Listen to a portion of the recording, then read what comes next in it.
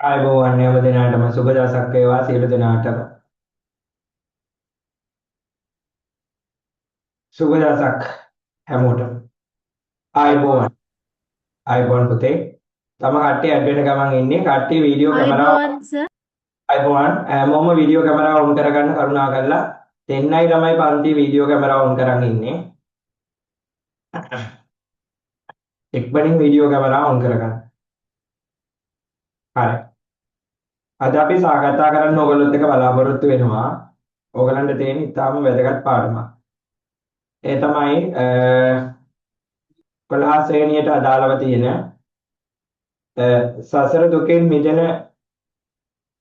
සසර දුකෙන් මිදීමත් උගන්වන බෞද්ධ හේතුඵල ධර්මය කියන පාඩම තමයි අද අපි සාකච්ඡා කරන්නේ යන්නේ. මේ පාඩම ටිකක් අමාරු පාඩමක්. ටිකක් සංකීර්ණයි. ඒ වුණාට හරිම ලස්සන පාඩමක්. ඕගලන්ට තියෙන. කොට මේක අනිවාර්යෙන් ඕගොල්ලෝ අන්ට වාර විභාගෙත් එක්ක සම්බන්ධ වෙලා තියෙන ඉතාම වැදගත් පාඩමක් විදිහට අපි මේක සඳහන් කරනවා. ඒ කියන්නේ විභාගෙත් එක්ක සම්බන්ධ වෙච්ච පාඩමක් විදිහට අපිට හඳුන්වනවා. කොට සසර දුකින් මිදීමත් උගන්වන බෞද්ධ හේතුඵල ධර්මය කියන පාඩම තමයි අපි දැන් සාකච්ඡා කරන්න බලාපොරොත්තු වෙන්නේ. ඒකදී අපි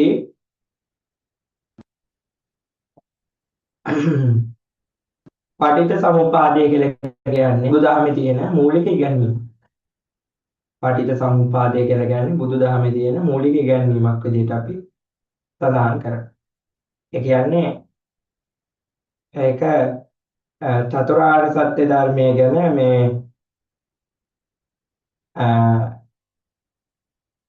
මධ්‍යම විදිහට විස්තර කරන ඉගැන්වීම තමයි අපි කියනවා පටිච්ච සමුප්පාද ධර්මය කියලා. ඒ කියන්නේ චතුරාර්ය සත්‍ය ධර්මය අපි කතා කරොත් එහෙම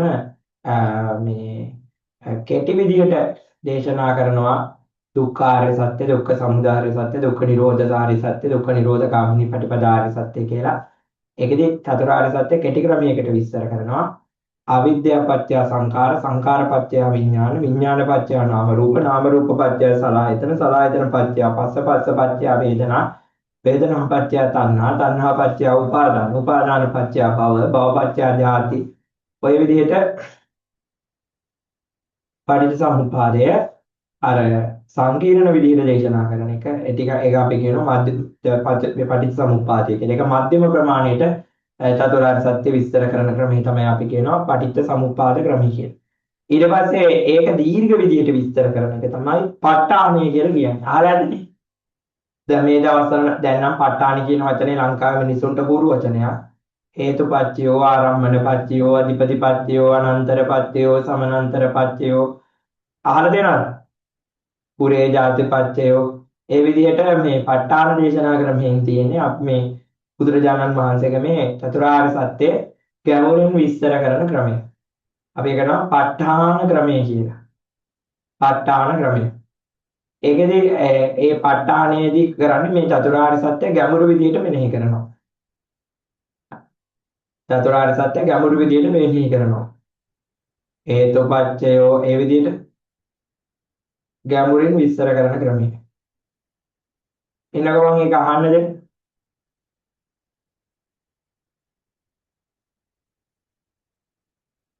මේ බල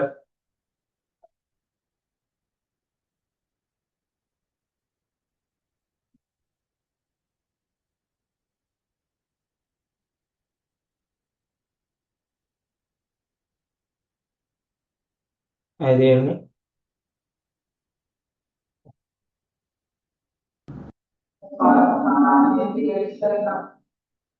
අන්න මේ ප ဋ ාණය කියන එක මහා බලගත් දෙයක්. මේ ගෞතම බුද්ධ ශාසනයේ තියෙන ගැඹුරුම හරය තමයි ප ဋ ාණය කියලා කියන්නේ. මේ අපි කතා කරන මේ හේතුඵල ධර්මය මේ ගැඹුරින්ම විස්තර කරලා තියෙන ක්‍රමය තමයි ප ဋ ාණය කියලා කියන්නේ. එතකොට මේක තමයි මේ කොටස තමයි බුද්ධ ශාසනයේ තියෙන ගැඹුරුම කොටස. එකටම අතුරුදහන් වෙන්නේ මේ දේශනාව. මිනිස්සු මේ වගේ දේශනා අහන්න නෙවෙයි කට්ටිය කැමති. කවි බණක් නේද? ඒ වගේ වැඩකට ඒ වගේ දෙයක් තමයි අහන්න කට්ටිය උත්සුක වෙන්නේ. බලන්න. බලන්න කොහොමද?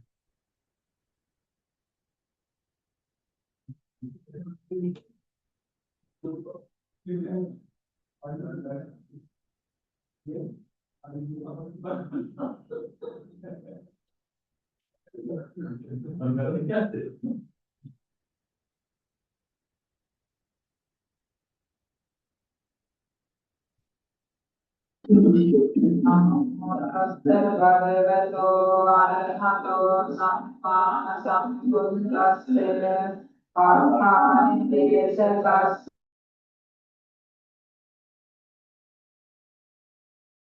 සම්මා සම්බුද්දස්ස පාඨානි දේශකස් නමෝස්තස්ස භගවතෝ අරහතෝ සම්මා සම්බුද්දස්ස පාඨානි දේශකස් විචිත්තමාදීව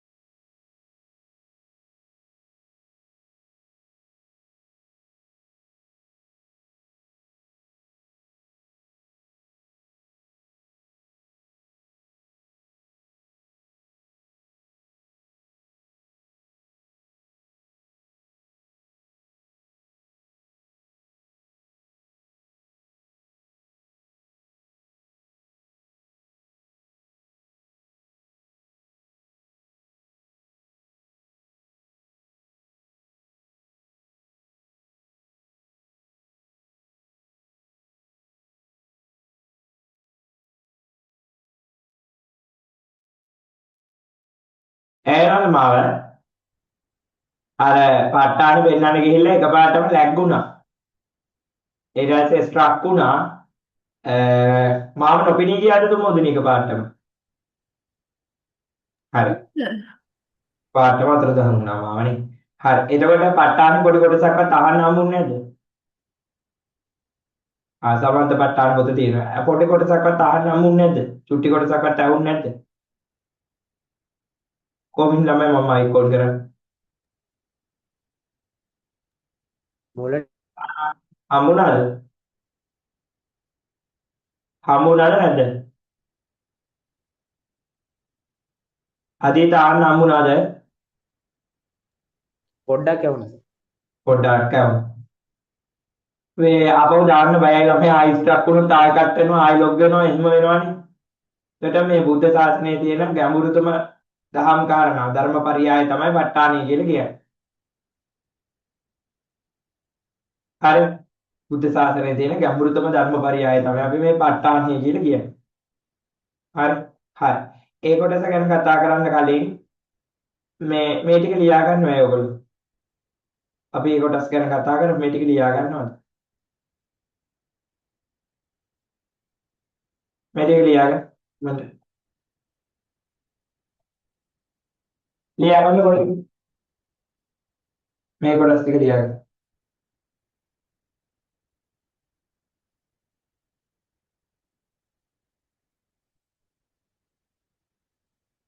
මම ලියයි.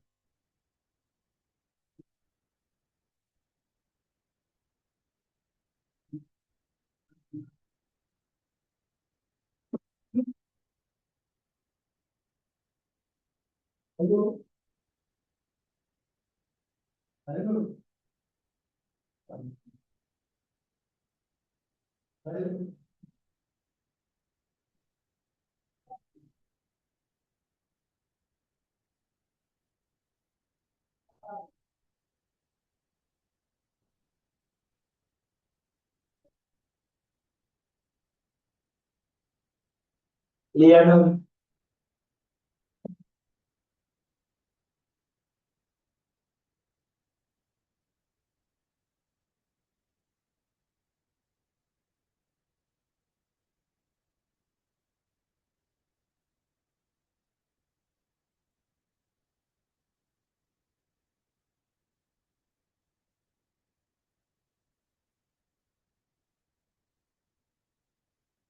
අංශිකලගේ පැත්තේ තියෙන්නේ කොහෙද මාතර නේද තියෙන්නේ රාජ්‍ය වෙසක් උත්සවයේ මේ පාර.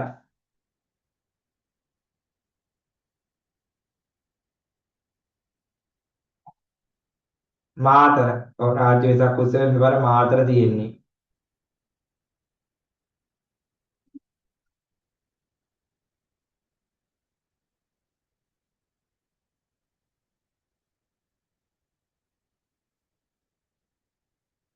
මේක හේතුඵල සම්බන්ධය හොඳේ. හේතුඵල ඒක හදන්න.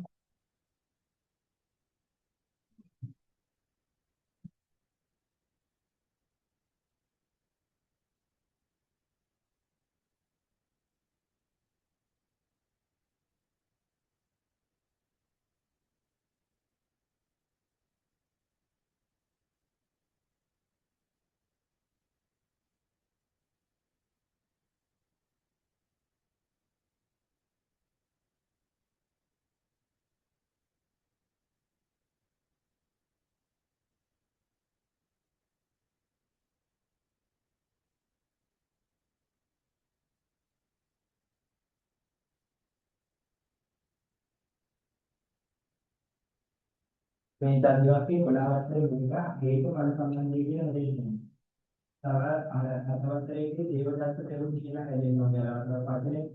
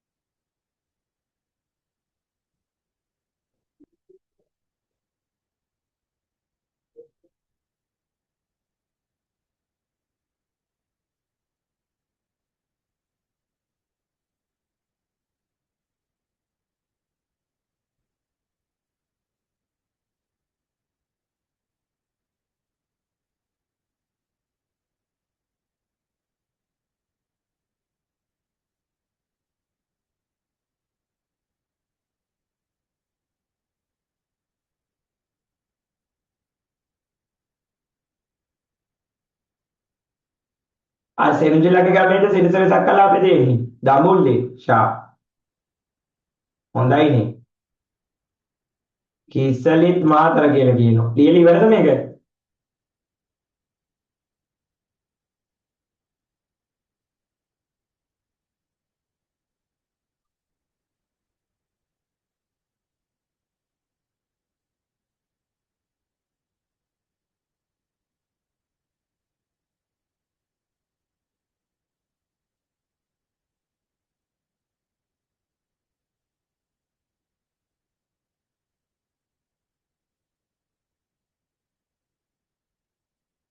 මම ටිකක් අද අසනීපයි පුතේ. උන් හැදෙලා ඉන්නේ. ලියලා ඉවරයිද? හරිනේ. මයික් ඔන් කරන්න බැරිද? හරි. තාම ලියනවා සර්. තාම තියෙනවා. තාම ලියනවා සර්. ඔව් සර් තාම ලියනවා. ආ හරි.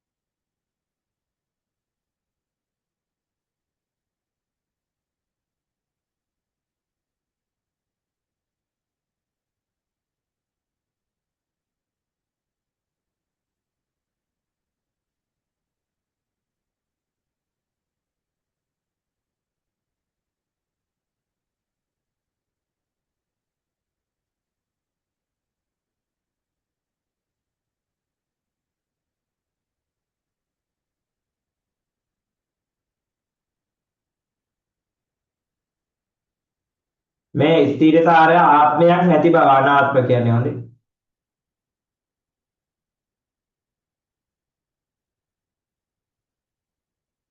ලයන්නක් ඇදලා තියෙන අර සිංහල ෆොන්ට් එක මොකක් හරි වල. හරි. හරිනේ.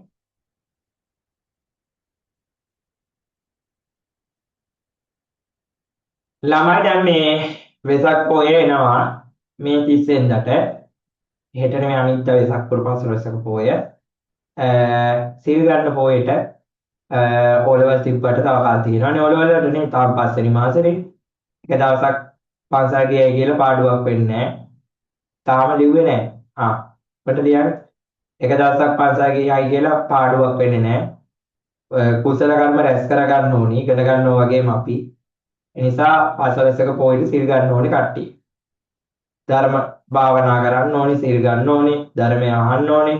ඒ වගේ ගුණ දහම් දියුණු කරගන්න පොයේ දවසේ යොදා ගන්න. එදාට ට්‍රිප් යන්න, නෑදෑ ගමන් වල යන්න. ඒව දාගන්න එපා. නෑදෑ ගමන් යන ට්‍රිප් යන අපි අපේ මාසෙ වෙන් කරගත්තනේ. ඉතින් වන්දනාමාන කටයුතු කා පුණ්‍ය කටයුතු වලට එදා දවස් අපි ඕගොල්ලෝගේ යොදා ගන්න. හරිද? එතකොට වෙසක් කියලා කියන්නේ අන්න ඒ වගේ ඊටම වැදගත් පොයි දිනයක්. වෙසක් පොයවා දෙකක් මේ මාසෙට ආවා. මම කලින් කියලා දුන්නානේ අදි වෙසක් කලින් ආවේ මේ වෙසක් එක. බුද්ධ වර්ෂ කැලෙන්ඩරේදී මාස පොයවල් 13ක් මේ පාර ඇවිත් තියෙනවා. ඒකයි එහෙම උනේ. ඒ නිසා සමහරක් අය කියනවා හරි වෙසක් එක ගිය වෙසක් එක මේක නෙමෙයි හරි වෙසක් එක. එහෙම කියලා කියනවා. කවුරු මොක කෙරුවත් දෙකම අපි වෙසක් සංඥාවෙන් අරගෙන අපි පින්කම් කරගමු. හරි වෙසක් එක කොයි එකද කියලා හොයන්න යන්න එපා. සමහරක් අය කියනවා පහුගිය වෙසක් එක හරි එක කියලා. තවත් සමහරක් අය කියනවා මේ වෙසක් එක හරි වෙසක් එක. එතකොට මෙහෙම සාමාන්‍යයෙන් ඔක්කොම පටලැවෙනවා. දැන් මේ වෙසක් එක තමයි වෙසක් එක වෙසක් කියලා ගත්තොත් තමයි බුද්ධ වර්ෂ කැලෙන්ඩරේ හරියටම සෙට් වෙන්නේ. නැත්නම් ඉතින් ගිය මාසේ වෙසක් කියලා ගත්තා නම් එහෙම ගිය පොය අර මේ මාසේ මැයි පළවෙනිද වෙසක් කියලා ගත්තා නම් එහෙම දැන් එන්න ඕනේ මේ පොසොන් පොය තමයි එහෙනම් එන්න ඕනේ මේ මාසේ. මේ මැයිදී පොසොන් එකේ ඉන්න වෙනවා. ඊට පස්සේ ඒක ඔක්කොම ව්‍යාකූල වීම අච්චාරුවක් වෙනවා ඈ. මේ මට හිතෙන්නේ අදි පොසොන් කියලා මම හිතන්නේ කැලෙන්ඩරේ ගහලා දෙනවා. ඉතින් ඔක්කොම පටලැවෙනවා එහෙම වුණොත් අදිපසොන් කියලා ගැහුවොත් එහෙම මාස ඔක්කොම ජකබගස් වෙනවා. ඒ නිසා මේ අරක අභිවෙසක් මේක වෙසක් ලබන මාසේ එක පොසොන්. එතනින් එහාට එක ටක් ගාන්න පිළිවෙලට එක යනවා. මට හිතා ගන්න බෑ මේ කමිටුව අවුරුද්දකට කලින් මේව දැන් ඕක දැන් මෙච්චර තීරණය කරන්න ඕනේද ළමයි? දැන් අවුරුද්දකට කලින් කැලෙන්ඩරේ හදන්නේ නේ. ගිය අවුරුද්දේ වෙසක් ගිය අවුරුද්දේ ළමයි මේ රජයේ නිමාඩු දිනය නිල වශයෙන් ප්‍රකාශයටපත් කරන්නේ. ඒ නිල වශයෙන් මෙන්න මේ දවස් රජයේ නිමාඩු දින කියලා නිල වශයෙන් රජයේ ප්‍රකාශයටපත් කරාට පස්සේ ඒ නිල වශයෙන් රජය ප්‍රකාශයටපත් කරනකොට ඕව දන්නේ නැද්ද? නැකත් කමිටු දන්නේ නැද්ද වෙසක්? එතකොට බලන්න එපා. අවුරුද්දකට කලින් මේ කැලෙන්ඩරේ ප්‍රින්ට් කරලා වුණාට පස්සේ විකාර කරන්න. කමිටු කාර්යවලටත් ඕක කලින් කියන්න තිබ්බා. හරි. එතකොට තමයි ඒ කාරණාව ගැන දැන් ඔයගලන්ට පැහැදිලිව තේරෙනවා. එතකොට පටිච්ච සමුප්පාදය කියලා කියන්නේ බුදුදහමේ තියෙන මූලික ඉගැන්වීම. ඒතරම් වැදගත් ඉගැන්වීමක් බුදුදහමේ කිසි තැනක නැහැ. එක අතකින් බැලුවාම බෞද්ධ නොවන සියලු ආගමික සිද්ධාන්ත විග්‍රහ කරලා පසකින් තබන්න පුළුවන්. දැන් ක්‍රිස්තියානි ආගමේ කියන්නේ මෞංකාර දෙවියෙක් ගැන. දෙවියන් වහන්සේ ඉන්නේ දිව්‍ය ලෝකේ, ස්වර්ගයේ දිව්‍ය ලෝකේ නෙමෙයි ඒගොල්ලෝ කියන්නේ ස්වර්ගයේ. දෙවියන් වහන්සේගේ තමයි මේ ලෝකේ හැමදේම කරන්නේ. සරලව කිව්වොත් මේ පන්තියේ ළමයි වීඩියෝ කැමරාව ඔෆ් කරන් ඉන්නේ දෙවියන් වහන්සේගේ කැමැත්තට. ක්‍රිස්තියානි ගැන්වීම වලට අනුව දෙවියන් වහන්සේ තමයි මේ කියලා දෙන්නේ. කටේට වීඩියෝ කැමරාව ඔෆ් කරන් ඉන්නේ කියලා. දෙවියන් වහන්සේ තමයි තොමෝදිනීට ආදීශටයි කියලා දෙන්නේ ඕන් කරගෙන ඉන්නේ. එතකොට එවැනි ආකාරයේ ගැටීමක් තමයි දේවවාදී ආගම් වල කියන්නේ. හින්දු ආගමේ කියන්නේ ශිව දෙවියන්ගේ කැමැත්තට තමයි ඔක්කොම වෙන්නේ. ශිව තමයි කියන්නේ ඕන් කරන් ඉන්නේ කියලා. දැන් මේ ඔක්කොම කැමරා. ඒත් ශිවගේ කැමැත්තට අනුව තමයි මම පන්තියක් කරන්නේ. ඒ දේවවාදී ආගම්වල කියන්නේ එහෙමයි. ඒකවල ළමයි දේවවාදී ආගම්වල එහෙමත් නැත්නම් අල්ලාහ දෙවියන් මුළු ලෝකෙම ඔක්කොම කරනවා කියලා දේවවාදී ආගම්වල විස්තර කරන්න පටන් ගන්නවා. හැම දෙවියන්ම දෙවියන්ගේ කැමැත්තට වෙනවා කියලා තමයි කියන්නේ. ඒකවල ළමයි මෙහෙම අපිට අරක කරනවා. සියල්ල සිද්ධ වෙන්නේ දෙවියන්ගේ කැමැත්තට කියලා තමයි ඒගොල්ලෝ කියන්නේ. හරි? හරි. ඒකවල ළමයි අහගන්න වීඩියෝ කැමරා ඔන් කර ගන්නවා නම් හරි හොඳයි කට්ටිය. මම ඔෆ් කරන් ඉන්න එකෙන් අහන්න නැත්නම් ප්‍රශ්න වැඩි. හරි ළමයි තුන්දෙනායි පන්තියම ඕන් කරන් ඉන්නේ. හරි ඔන්න ප්‍රශ්නේ. සාතේලෝ ඇහෙනවද?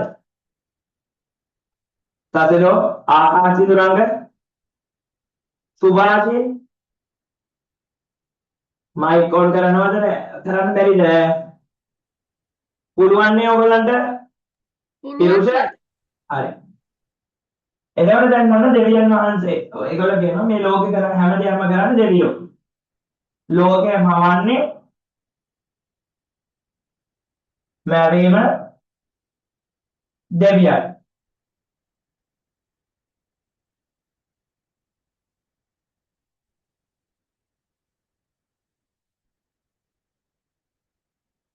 ලෝකෙ මවන්නේ දෙවියෝ.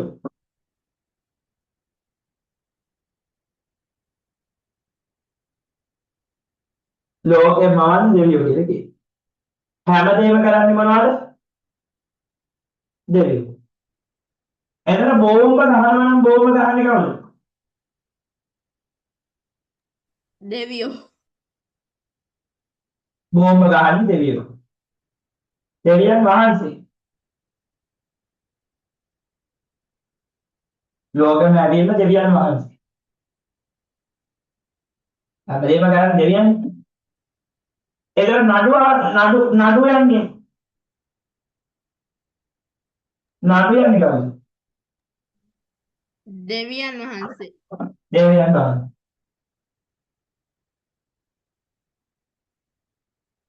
දෙවියන්ට විශ්වනේ බෝම්බෙත් ගාලා නඩුත් යනවනේ. පේනවනේ මේක පොඩි වැරද්දක් තියෙනවා.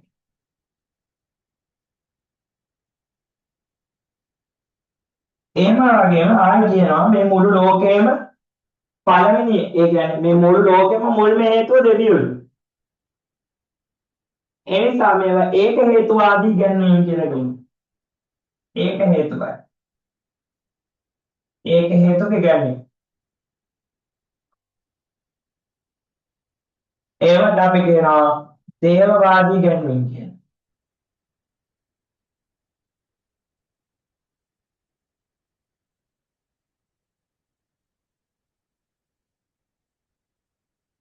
හරි.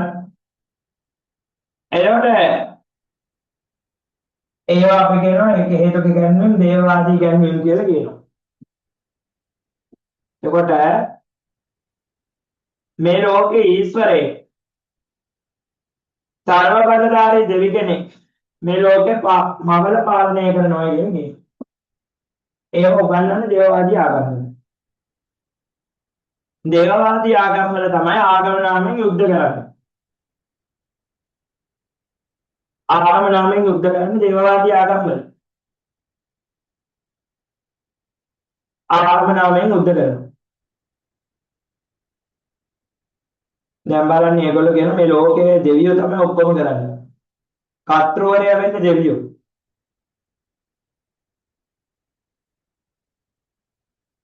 එහෙම කියනවා. අර බලන්න.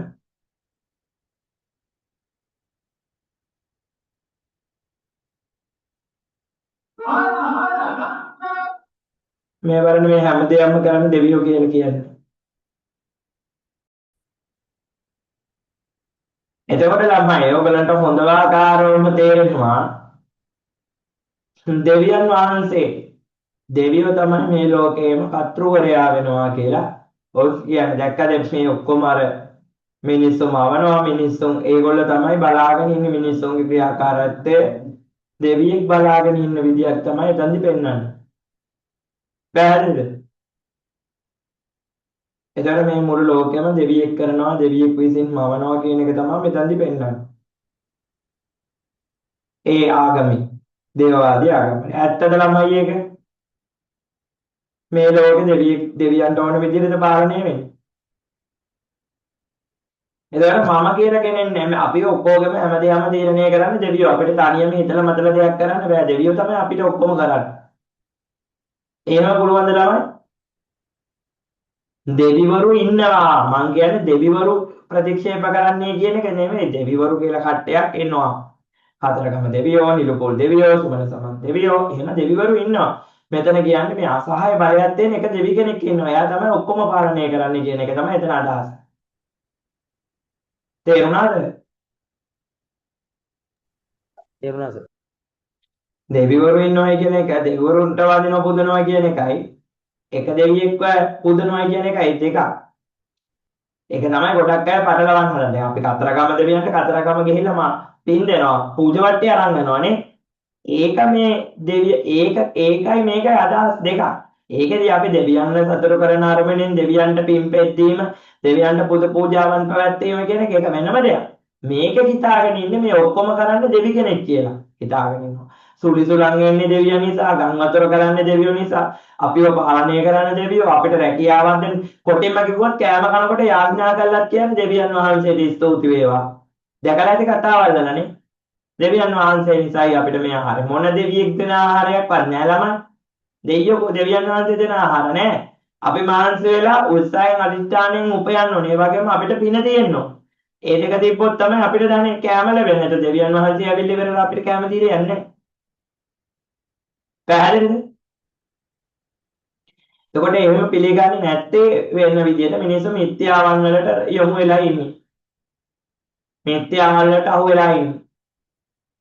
ඔය ළමයිට තේරුණාද? තේරුණා සර්. තේරුණා. එතකොට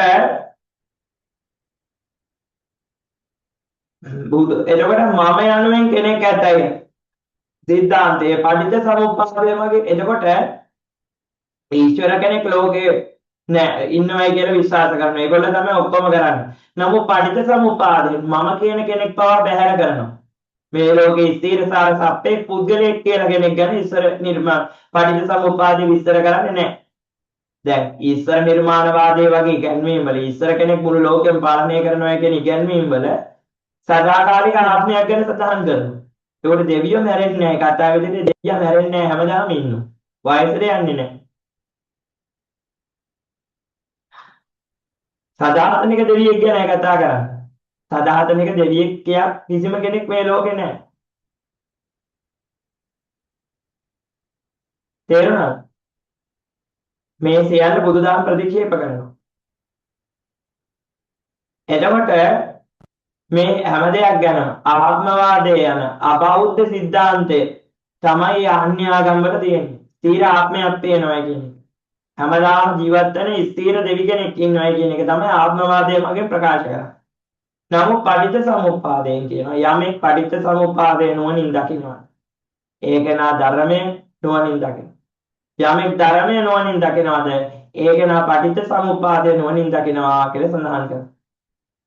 සංජය පිරිවැජියා ගාවට තමයි මුලින්ම ගියේ උපදේශ කෝලිත කියන දෙන්න. උපදේශ කෝලිත කියන දෙන්න මුලින්ම ගියේ සංජය පරිබ්‍රාජකයා ගාවට. එතකොට සංජය පරිබ්‍රාජකයා ගාවට උපදේශ සහ කෝලිත කියන දෙන්න ගිහිල්ලා එයාගෙන් ධර්මයේ ඉගෙන ගන්න සෝදානම් වුණා. සංජය ගාව ධර්මයේ ඉගෙන ගන්නකොට තේරුණා මේගොල්ල ගාව තමන් වෙන සත්‍ය නෑ කියලා. මේ දෙන්නට තේරුණා. සංජයගේ ඉගැන්වීම සංශයවාදී මක්සකේ මත කරන ඉගැන්වීමක් තමයි ඉගැන්වීම ලිඛිතයි. ඒ කොහොමද කිව්වොත් මයෝ සංජයගෙන් මයෝ අහනවා අයියේ දැන් වහීද කියලා. සංජය උත්තර දෙනවා ඔව් නෑ ඔව්ද නෑ ඔව් වෙන්නත් පුළුවන් නෑ වෙන්නත් පුළුවන් ඇත්තෙත් නෑ නැත්තෙත් නෑ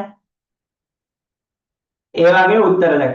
සංජයගෙන් අහන දැන් පායයිද කියලා. ඇත්ත වෙන්න පුළුවන් නොවෙන්නත් පුළුවන් වෙන්නත් පුළුවන් නොවෙන්නත් පුළුවන් වෙන්නෙත් නෑ නැත්තෙත් නෑ ඒ වගේ ගැළවෙල යන්නේ. තේරුණාද? ඒ වගේ අර මේ මනස පටලැවෙන මනස වික්ෂිප්ත වෙන ආකාරයට තමයි උත්තර දුන්නේ. තේරුණාද? මනස පටලැවෙන මනස වික්ෂිප්ත වෙන උත්තර දුන්නේ. දෙනු ගන්නවා සර් එහෙම තමයි. ඒගොල්ලෝ විශ්වාස කරන්නේ සර්ව බලධාරී දෙවි කෙනෙක් ඉන්නවා කියලානේ. දෙවියන්ගේ පණිවිඩය තමයි ජේසුස් වහන්සේ පෘථිවියට අරන් ආවා කියලා ඒගොල්ලෝ විශ්වාස කරන්නේ. අනංගය කියන්නේ කවුද? ඒ Hindu ආගමට අනුව අනංගය තමයි ඒ කියන්නේ විවාහයකදී දෙදෙනෙකු එකට එකතු කරන්නේ.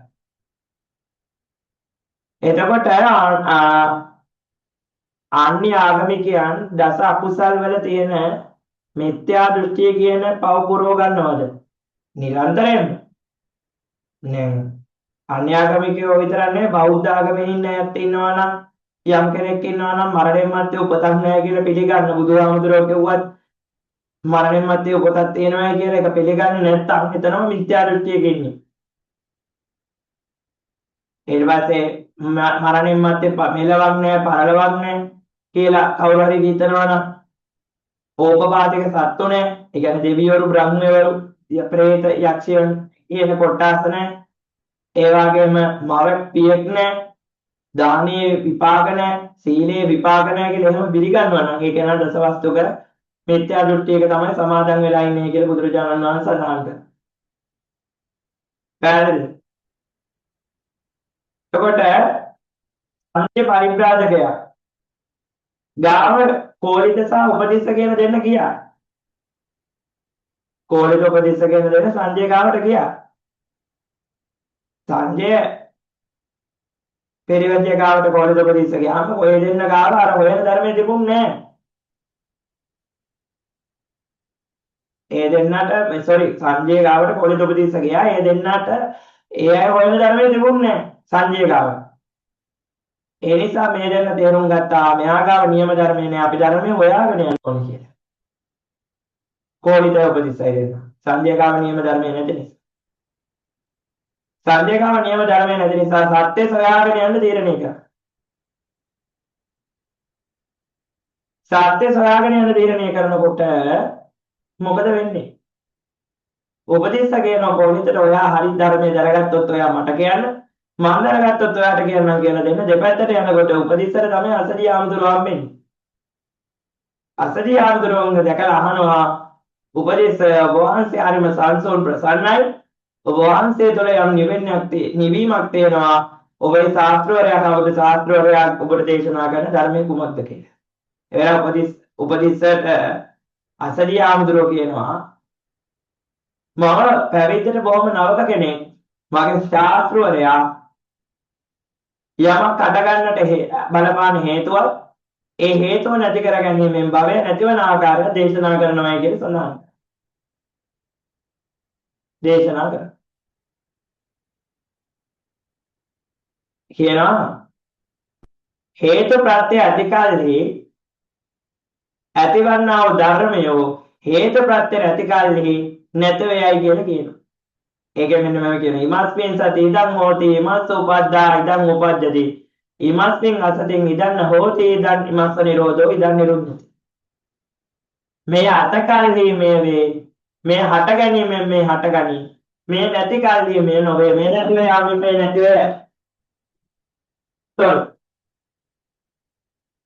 ඒක මෙන්න මේ වගේ මේ ඇති කල්හි මේ වේ ඒ අපොර දෙනවා නම් බී අපොර දෙනවා.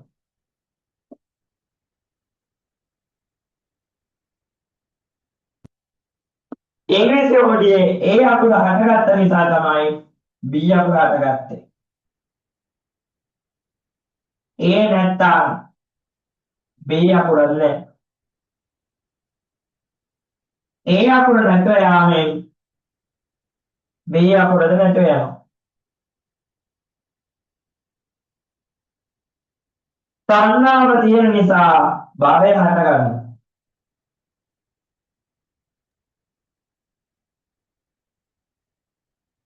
තණ්හාව හට ගැනීමෙන් භවය හටගනී. තණ්හාව නැත්නම් භවයද නැත. තණ්හාව නැත්නම් භවයද නැත. තණ්හාව නැති වෙලාවෙන් භවයද නැති වෙනවා. ඒකෙන් තණ්හාව නැතුනම නිවන් දැක්කයි කියන්නේ. තේරුණාද? මේක තේරුණා සර්. මෙහෙම අරගන්න. මේක පොතේ පිටිපස්ස යන කරා. අරගන්න බලන්න ටක් ගාලා මේක පොතේ පිටිපස්සේ.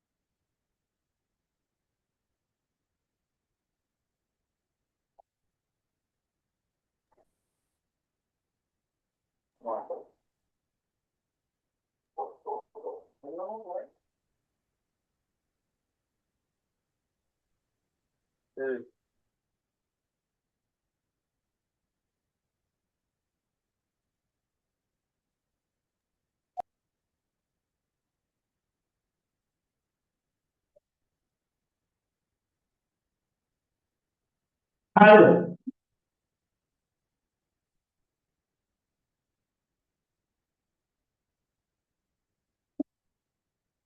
මේ ඇති කල්හි මේ අත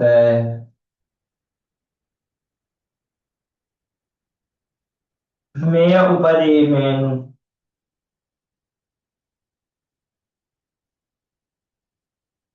මේ උපදී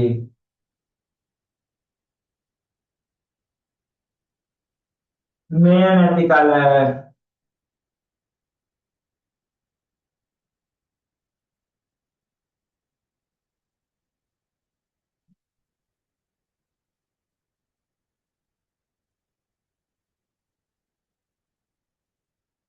මේ නැත මේ නැති යාමින්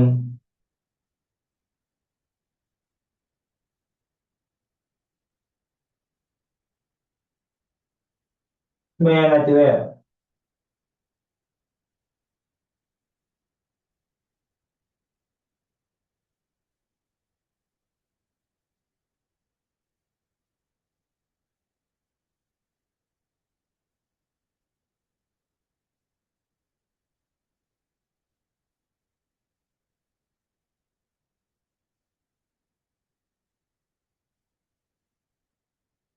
අන්න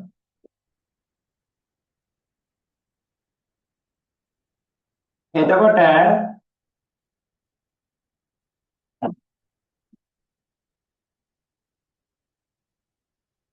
ඒ කාරණාව දැන් තේරෙනවනේ.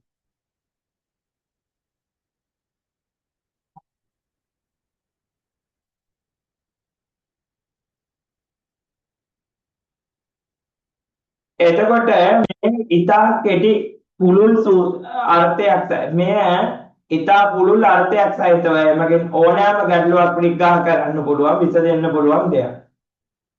මේක අනුලෝම ක්‍රමය සහ පටිලෝම ක්‍රමය කියලා අපිට ආකාර දෙකක් යටතේ වර්ගීකරණය කරන්න පුළුවන්. මේ ඇති කල්හි මේ අත මේ උපන් කල්හි මේ උපදී මේ නැති කල්හි මේ නැතව යාමෙන් මේ නැතව යයි.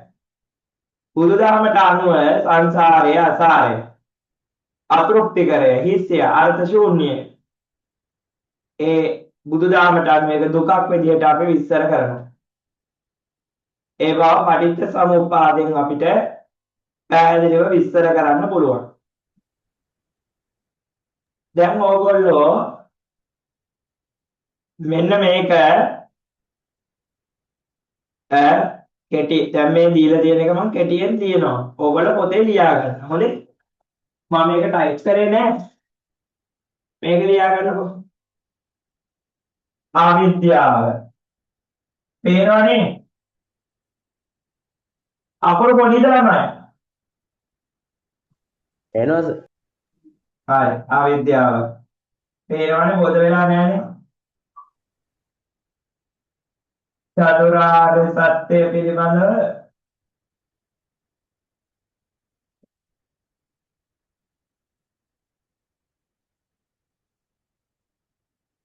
නොදන්නාව. ලියන්න.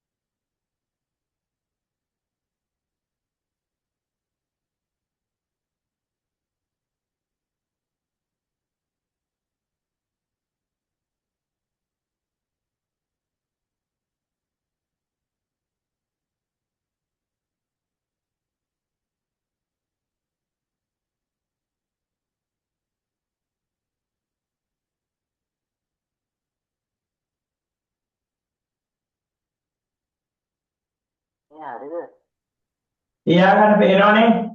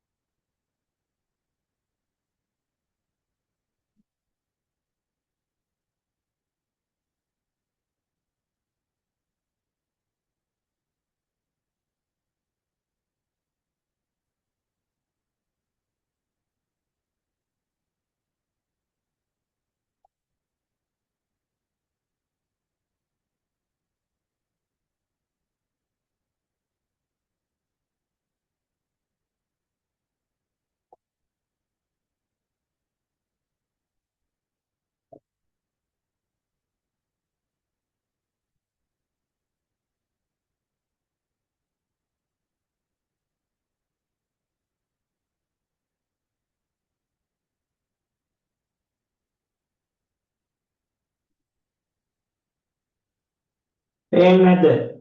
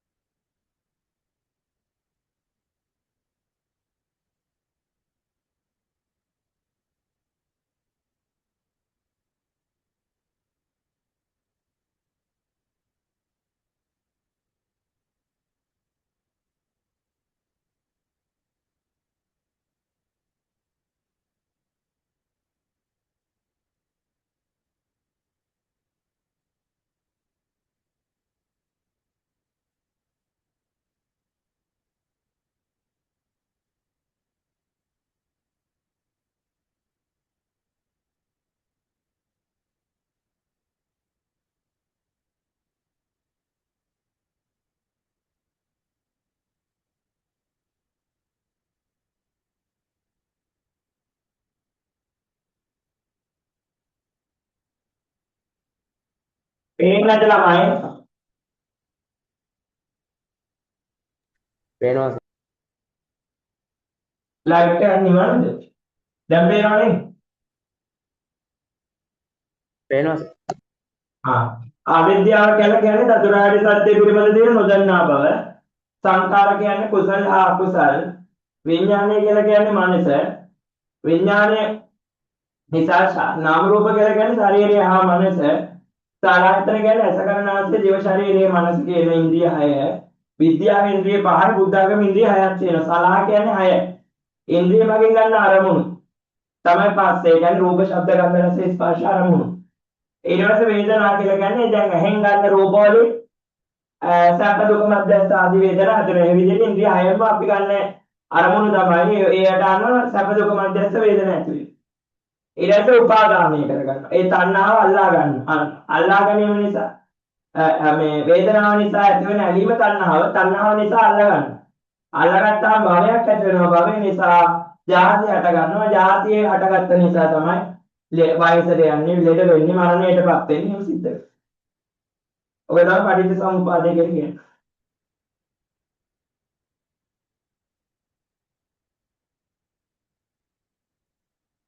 දෙයාගන්න ඉක්මන.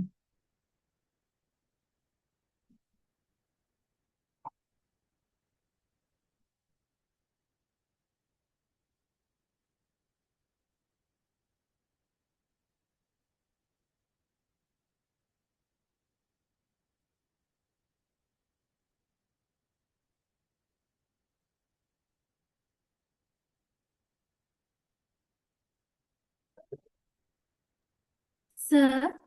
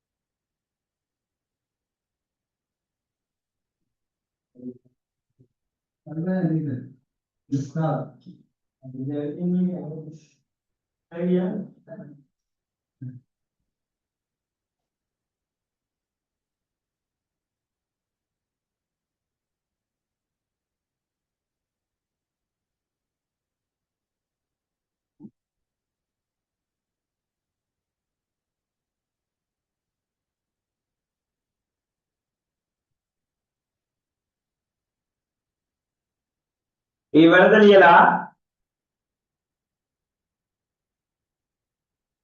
ලියන ඉවරද ළමයි? ආන්සර්. sir, ඔව්. sir අන්තිමට ලියලා තියෙන්නේ මොකද්ද? ජරා ඒකෙදි කියනවා ඒ කියන්නේ ජාතිය. ඊට පස්සේ තියෙනවා ජරා ව්‍යාධි මරණ. ජරා ව්‍යාධි මරණ ශෝකවලට ලක් වේ. දැන් මට මෙන්න මේ ව්‍යාධි කියන එක ඇතුලේ තියෙනවා. මට මේ ඉන්න වෙලාවෙ ඉන්නේ. ඇඟම වේදනාවක්. කයට හරි අමාරුයි.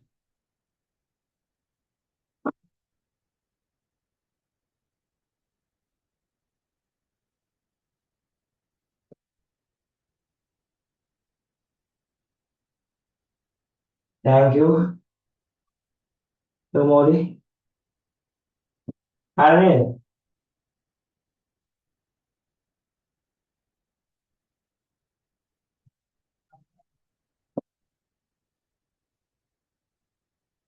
තාවයාවනද? පවන් ලියන ඉවරද?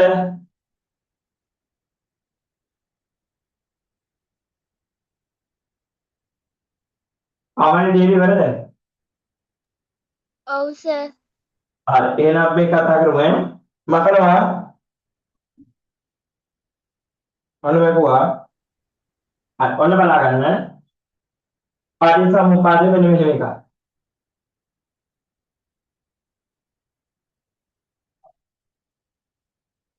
බෝඩ් එක දිහා බලන්න. අවිද්‍යාව,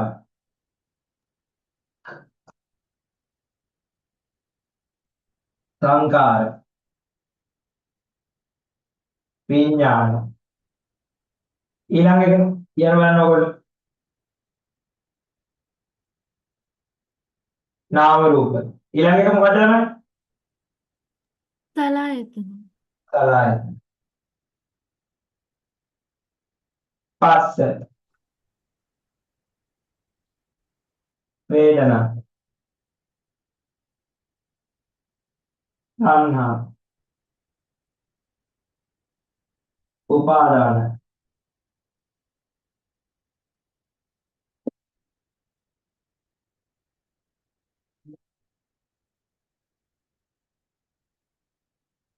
ජාති ජරා ව්‍යාධි මරණ කාය අවිද්‍යාව.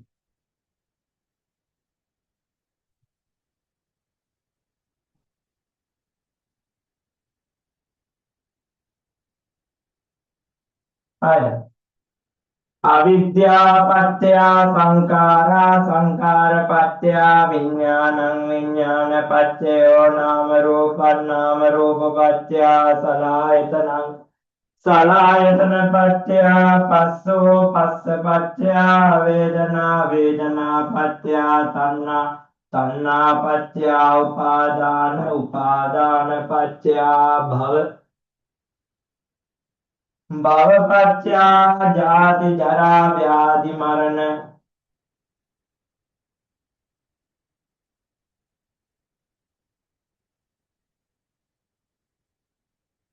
මේකට අපි කියනවා සංසාර චක්‍රය කියනවා. මේකේ පටන් ගන්න තරක් නැහැ. මේකේ පටන් ගන්න තරක් කියන්න බෑ. මම මෙතන පොදුවේ අපි අවිද්‍යාව කියන එකෙන් පටන් ගත්තට කොහෙන් වුණත් මේක අපේ පටන් ගන්න පුළුවන්. චක්‍රයක ආරම්භක ලක්ෂණයක් නැහැනේ. දැන් මේකට කියනවා සංසාර චක්‍රය කියලා. සංසාර චක්‍රය.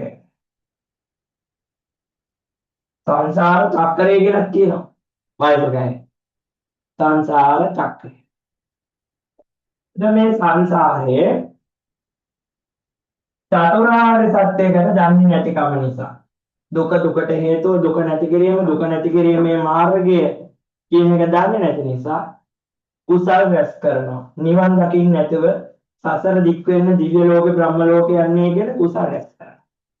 එහෙම නැත්නම් පව් කරලා අපාගත වෙනවා. ඒකත් එක්ක දිව්‍ය ලෝකයක කියොත් මනුස්ස මනස දිව්‍ය මනස. මනුස්ස ලෝකයක කියොත් මනුස්සයෙකුට අදාළ විඥාන ආදී පහළ වෙනවා. දිව්‍ය ලෝකේ ගත්තත් මනුස්ස ලෝකේ ගත්තත් ලෝභ කුසල් සිතුවිලි ඒව තමයි ගොඩක් වෙලාවට හටගන්නේ.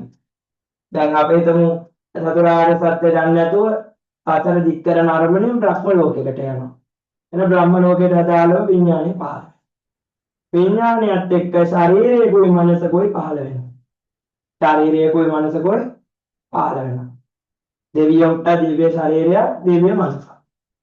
මනුස්සයෙක්ට නම් මනුස්ස ශරීරය රූපයක් සහ මනසක් පහළ. ඒ ශරීරයට ඉන්ද්‍රිය හයක් තියෙනවා. ඇස කන නාසය දිව ශරීරය මනස කියලා.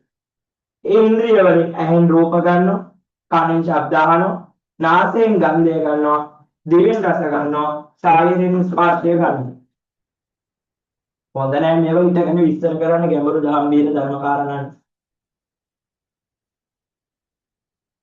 ඇහෙන් රූප ගන්නවා, කනෙන් ශබ්ද ගන්නවා, නායෙන් ගන්ධ සුවඳ වල ගන්නවා, දිවෙන් රසය ගන්නවා, කායෙන් ස්පර්ශ ගන්නවා, මනසෙන් දහම් මර්ම අරමුණු ගන්නවා. මේවා අපි කියනවා ඉන්ද්‍රිය මගින් ගන්නා අරමුණු කියලා. ඒවා ගන්නකොට වේදනාවක් ඇති වෙනවා. ඇයෙන් ලස්සන රූපයක් බලනවා නම් තණ්හාවක් ඇති වෙනවා. වේදනාවක් ඇති වෙනවා. ඇයි ලස්සන රූපයක් බලනකොට සැප වේදනාවක් ඇති වෙනවා. ලස්සන දෙවඟනකගේ රූපයක් දකින්න. එතකොට සැප වේදනාව දැනනම මොකද සමෝදිනේ හිතෙන්නේ? ආයෙක තිබ්බනම් හොඳයි කියලා හිතනවා. දැන් එතන ආත්මිනලගේ වදර යනවා අදීත. ආත්මින පාවිච්චි කරනවා පර්ෆියුම් එක. ආත්මිතගේ පර්ෆියුම් එක අරගෙන අදීත ටිකක් ස්ප්‍රේ කරගන්නවා. මම යාළු කොම පිරිමි ළමයිගේ ගෙවල් වල ගියාම අනිත් යාළුවෝ සේ පර්ෆියුම් එක අරන් ගහ ගන්නවා තමයි. යාළුවන්ගේව මේසෙ උඩ තියලා තිබ්බාම ගහ ගන්නවා. ගෑනු ළමයි නම් යාළු වෙනකොට හංගනවා. සාමාන්‍ය පිරිමි ළමයි එහෙම කරන්නේ නැහැ. ඉතින් අනිත් යාළුවා කරන්නේ ගිහින් ගහ ගන්නවා යාළුවගේ පර්ෆියුම් එක. ඊට පස්සේ දැන් මොන ආදිත ගිහලා අත්බිනගේ පර්ෆියුම් එක ගහ ගන්නවා. හරි සුවඳයි. ඊට පස්සේ අදීත මොකද කරන්නේ? ඉන්ද්‍රිය මගින් ගන්න අරමුණ තමයි මොනවද? ගන්ධය. ඒක සුවඳ නිසා වැදෙන සැප වේදනාවක් අදීතට දැනෙනවා. ඒකත් එක්ක අදීත මොකද ඇති කරගන්නේ? ගෙදර ඇවිල්ලා ඒ જાතිය පර්ෆියුම් එකක් අරගන්නවා. ගන්නවද නැද්ද? ගන්නේ තණ්හාව නිසා. එයා විතර නෙති අපිටත් තණ්හාව තියෙනවා මං ඒ ගන්නේ තණ්හාව නිසා. තණ්හාව නිසා අල්ලා ගන්නවා ඒ පර්ෆියුම් එක මම මගේ කියලා. උපාදාන පත්‍යෝ භව. ඒ නිසා භවයක් අට ගන්නවා, ජාතියක් ඇති වෙනවා, ජරා ව්‍යාධි මරණ වලට ලක් වෙනවා. පැහැදිලිද? ඔව්ද නැද්ද? පැහැදිලි. ආයෙකම ඔන්න තොමෝදිනීලගේ ගෙදර යනවා තතුමිනි. මෙත්සලා යනවා. තොමෝදිනීලේ අම්මා හදනවා තොමෝදිනීලගේ යාළුවෝ වෙච්ච තතුමිනීට කන්න චොකලට් ලාවා කේක් එකක්. තතුමිනියේ චොකලට් ලාවා කේක් එක කාලා ඉවර වෙලා ඒ රසය නිසා ඒ රසය නිසා මොකද කරන්නේ? තොමෝදිනීලගේ අම්මාගෙන් රෙසිපි අහගෙන යනවා. ඒ මොන සැප වේදනාවක් ඇති වුණේ? වේදනාවත් එක්ක තණ්හාවක් ඇති වෙනවා. තණ්හාවත් එක්ක චොකලට් කේක් ඕනේ කියලා ආසාවෙන් ඇලෙනවා. ඒ එක්කම මොකද කරන්නේ? ගෙදර ගිහිල්ලා ඉවර වෙලා ජාති ලාවා කේක් එකක් හදන්න පටන් ගන්නවා. ඒ විදිහට ඒක දිගින් දිගටම යනවා. දැන් තේරුණාද පටිච්චසමුප්පාදය කියන එක? මේ පටිච්චසමුප්පාදය බොහොම ගැඹුරුයි ළමයි. මේ ආන්තන් අඩුවේ අතපත ගන්නවාසේ ඔබට ලාවටයි මම මේ කියලා දෙන්නේ. මේක ඊට වඩා ගාම්භීර සාර කර්ම මහා ගැඹුරු දේශනාවක්. දවසක් බුදුරජාණන් වහන්සේට කියනවා දේවදත්ත ආනන්ද හාමුදුරුවෝ නේ ආනන්ද හාමුදුරුවෝ කියනවා ස්වාමීනි භාගතුන් සමුප්පාදේ හරි ලේසි. මට හොඳට තේරෙනවා කියලා කියනවා. එතකොට බුදුහාමුදුරුවෝ කියනවා ආනන්ද හාමුදුරුවන්ට ආනන්ද එහෙම කියන්න එපා. මේ පටිච්චසමුප්පාදයේ සත්‍යයට තේරුම් ගන්න බැරි වෙච්ච නිසා සත්‍යෝ සංසාරේ බොහෝ දුර ගමන් කරනවා කියලා සඳහන් කරනවා. සත්‍යෝ සංසාරේ බොහෝ දුර ගමන් කරනවා කියලා කියනවා. අවිද්‍යාව පත්‍ය සංඛාරා. චතුරාර්ය සත්‍ය ධර්මය නොදැනීම නිසා කුසල අකුසල කර්ම රැස් කරනවා. සංඛාර පත්‍ය විඥාන. කුසල අකුසල කර්ම රැස් කිරීම නිසා ප්‍රතිසන්දිසිත පහළ වෙනවා.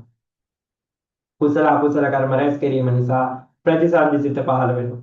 විඥාන පත්‍ය නාම රූප. ප්‍රතිසන්දිසිත හේතු කොටගෙන නාම රූපං. ඒ කියන්නේ වේදනාදී පත්තස් කරුණ එතකොටගෙන රූප වේදනාදී පත්තස් ස්කන්ධය ඇති වෙනවා. විඥාන පත්‍ය නාම රූප. නාම රූප පත්‍ය සලආයතන. නාම රූපයන් හේතු කොටගෙන පංචස්කන්ධය ඇති වෙන ඇස කන නාසය දිව ශරීරය කියන ඉන්ද්‍රිය ටික පහළ වෙනවා. සලආයතන පත්‍යෝ පස්සෝ. ඒකල කියන්නේ ඇස කන නාසය දිව ශරීරය කියන ඒවායින් ස්පර්ශය ගන්නවා. පස්ස පත්‍ය වේදනා. ස්පර්ශය නිසා සැප දුක මධ්‍යස්ථ භාවයක් ඇති වෙනවා. ඒකත් එක්කේ සැප අපි හිතමු සුවඳක් නම් ඒ සුවඳ හේතු කොටගෙන ආසාවක් ඇති වෙනවා. ඒක නියා ඒ જાතියේ පර්ෆියුම් එකක් ගෙදර ගිහින් ගන්න. ඒක නිසා උපාදානය කරගෙන අල්ලා ගන්නවා. අනේ මටත් මේ જાති එකක් තිබ්බනම් හොඳයි කියලා.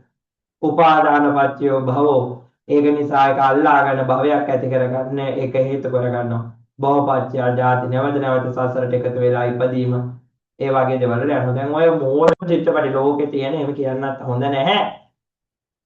ලෝකේ තියෙන අශිෂ්ටතම චිත්තපටිය ගත්තොත් එහෙම දකුණු ඉන්දියානු සිනමා චිත්‍රපටි කර්මාන්තය ගත්තොත් ඒවල දෙන ආදර්ශය ඉතාම අශිෂ්ට සම්පන්න ආදර්ශයක් දෙන්නේ. කියන්නේ චිත්‍රපට කාගේවත් ජන වර්ගයකට අපහාස කරනව නෙවෙයි. ගොඩක් ලංකාවේ සිංහල මිනිස්සු ඔය දෙමළ චිත්‍රපට බලනවනේ ඉතාලම සිංහල චිත්‍රපටවල ඒ වගේ කතා නැහැ. ඇත්තටම වෛරය කියන එක අපේ සිංහල චිත්‍රපටවල ඇත්තම නැති තරම්. හොලිවුඩ් වලත් ඉතර නැහැ. නමුත් මහා ජරාම දැන් කොරියන් ජපාන් කතාවල තියෙන මිනිස්සුන්ට ධෛර්ය වීරියනේ උගන්වන්නේ නේ. සුජාත දියණිය අභිජීවනි ඒව හොඳ එක අතකට කොරියන් ජපාන් කතා. ඔව් ඉන්දියානු දකුණු ඉන්දියන් චිත්‍රපටිවල තියෙන්නේ ගොඩක් වෙලාට පාලි ගන්න එකනේ. මුලින්ම පෙන්නනවා මම ඔබේ පටන් ගන්නකොට පෙන්නනවා එක්ක තාත්තව මරලා දානවා ළමයා හැංගිලා බලාගෙන ඉන්නවා. ඊට පස්සේ ලක්ෂණගේ ඇස් වලින් කඳුළු පේනවා. පාලි ගන්නවා කියලා ඊට පස්සේ බලාගෙන ඉඳලා වෙරලා ළමයා මාන්නයක් හරි පීයක් හරි අරගෙන ලොකු වෙලා අවුරුදු 20කට පසුව කියලා අර හොරාව අල්ලගෙන කොටලා මරලා දානවා. එහෙම නැත්නම් මුළු බවුලක් පිටින්ම බෙල්ල කපලා මරලා දානවා. බෙල්ල කපලා මරලා දානකොට අන්තිම මොහොතේ පලි ගන්නවා කියලා මැරෙන. ඊට පස්සේ මල පෙරේතයෝ මල භූතයෝ වෙලා ඉපදෙනවා.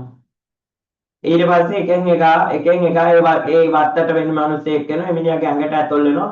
ඊට පස්සේ ඔන්න එක මිනිහම ගාන මරලා දානවා.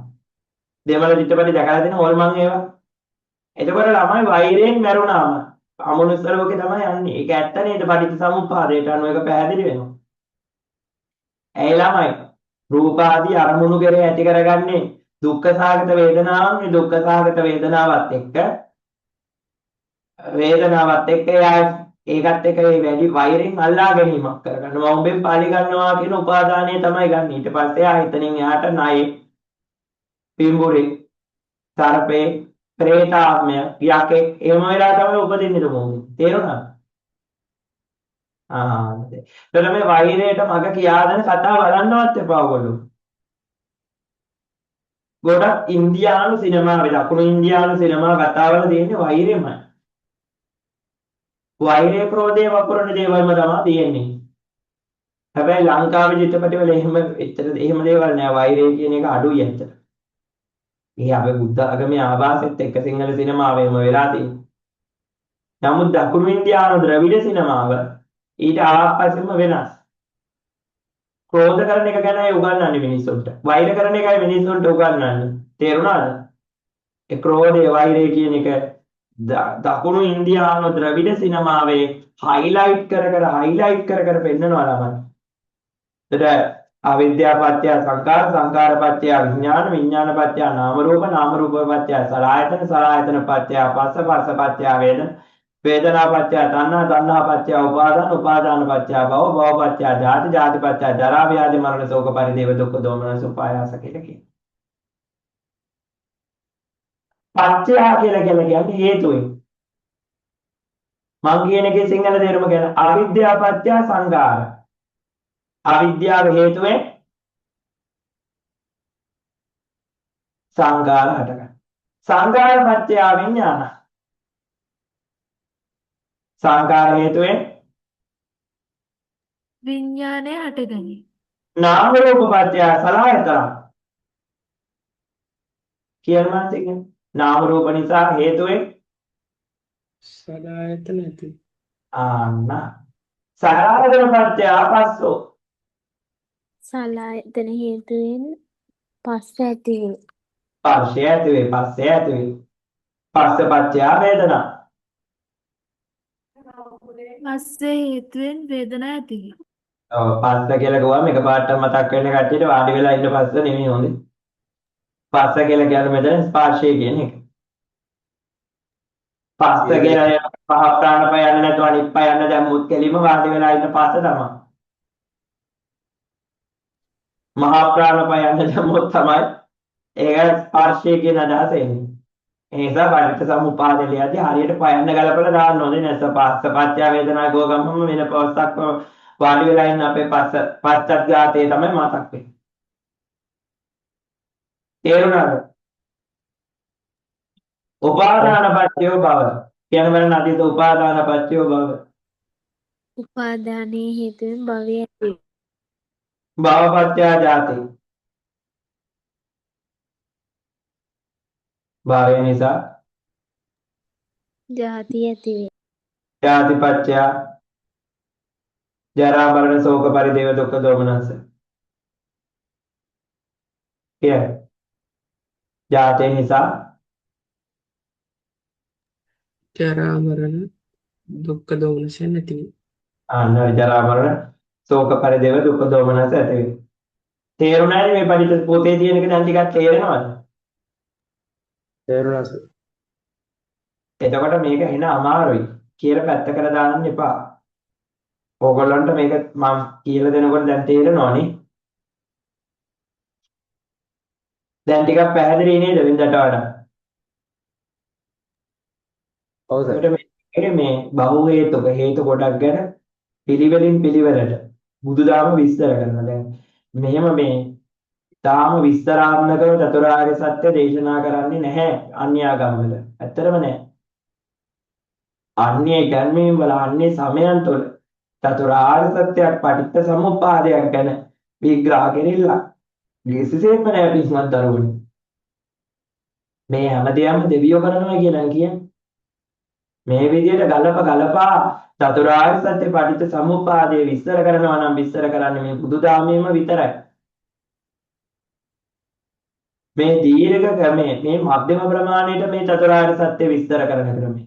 කෙටියෙන් විස්තර කරන විදිහ අපි 7 වසරේදී ඉගෙනුවා. දුක්ඛාර සත්‍ය දුක්ඛ සමුදය සත්‍ය දුකට හේතුව දුක්ඛ නිරෝධාර සත්‍ය දුක්ඛ නැති කිරීම දුක්ඛ නිරෝධගාමිනී ප්‍රතිපදාර සත්‍ය කියන්නේ දුක නැති කිරීමේ මාර්ගයව සම්මා දිට්ඨි සම්මා සංකප්ප සම්මා වාචා සම්මා කම්මන්ත සම්මා ආජීව සම්මා වායාම සම්මා සති සම්මා සමාධි කියන ආර්ය අෂ්ටාංගික මාර්ගය කියලා දුන්නා. හවුද නේද? කියලා දුන්නා. මේ විදිහට මේ සසර දුකට දුකෙන් මිදීමට උගන්වන බෞද්ධ හේතුඵල ධර්මය කියන එක දැන් අපි ඉගෙන ගත්තා. මේ හේතුඵල ධර්මය බුදුදහමේම තමයි විස්තර කරන්නේ. මේ හේතුඵල ධර්ම බුදුදහමේම තමයි විස්තර කරන්නේ. මේ අන්‍ය ආගම්වල මේක විස්තර කරන්නේ නැහැ. හේතුව සහ ඵලය අතර සම්බන්ධය බුදුදහමේ විස්තර කරනවා. හේතුව නැත්තම් ඵලයද නැති වෙනවා. තණ්හාව කියන හේතුව නැතිවීමෙන් භවය කියන ඵලය නැති වෙලා යනවා. තේරුණා? දැන් ලෙඩේ හැදෙන්න හේතුව දැන් මට ලෙඩේ හැදෙන්න සෙම හැදෙන්න හේතුව වෛරස් එකක් නෑ. ඒ වෛරස් එක නැති කරලා දැම්මම බෙහෙත් වලින් හේතුව නැති වුණාම රෝගය කියන ඵලයක් නැති වෙලා යනවා. තේරුණා?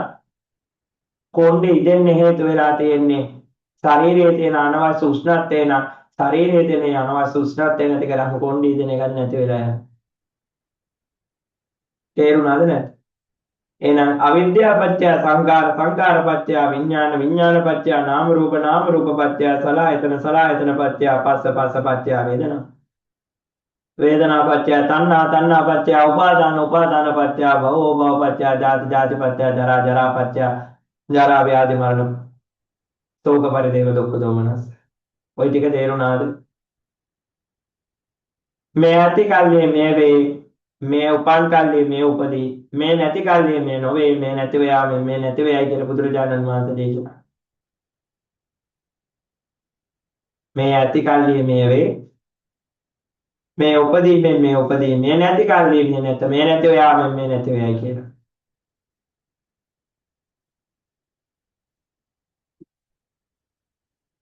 හරි ඊළඟට අහනවා ඉන්දුවර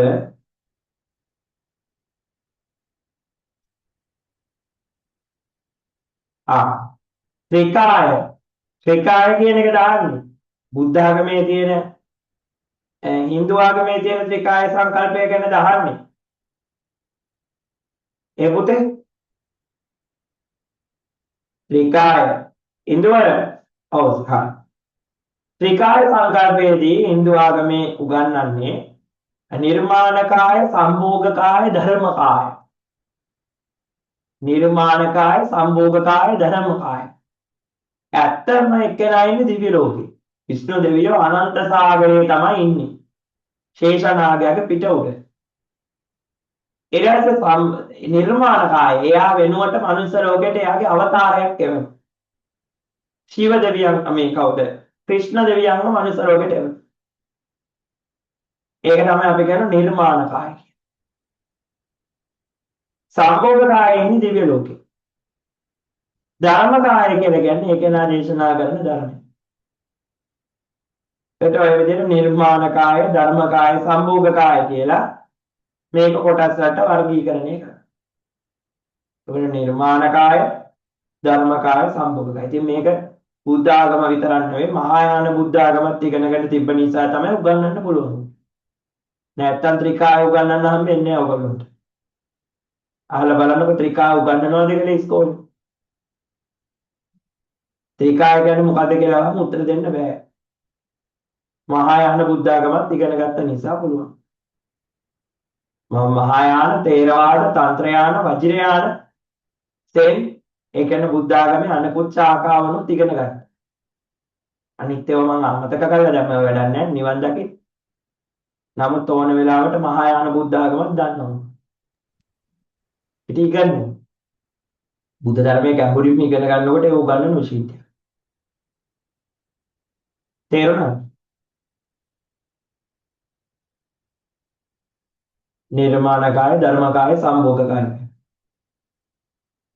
පැහැදිලිද මේ ටික? පැහැදිලි සර්. එතකොට මේ විදිහට අපි මේ කාරණාවන් ගැන කතා කරලා සතර දුකෙන් මිදීමට උගන්වන හේතුඵල ධර්මයේ කියන කාරණාව ගැන කතා කරනකොට අපි හේතුඵලයේ සම්බන්ධය ගැන දැන් ওই විදිහට විස්තර කරා.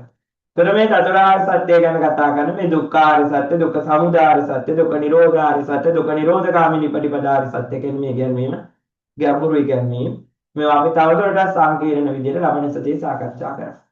හොඳ එහෙනම් අපි ලබන සතියේ හම්බ වෙමු. හොඳයි. හොඳයි. තේරුවන් සරණයි එහෙනම් ආයුබෝවන්. අයිබෝවන් සර්.